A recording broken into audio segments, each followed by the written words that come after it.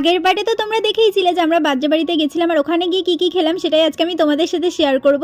তো এখানে বার্থডেকাল cake cutting করছিল আর কেক কাটিং করার পরে হঠাৎ করে স্নো স্প্রের জন্য জায়গাটা প্রচণ্ড মেসি হয়ে যায়। তো এখান থেকে কেকটা সরিয়ে নিয়ে যাওয়া হয় আর বার্থডেকাল সবাইকে নিজের হাতে কেক খাইয়ে দিচ্ছিল।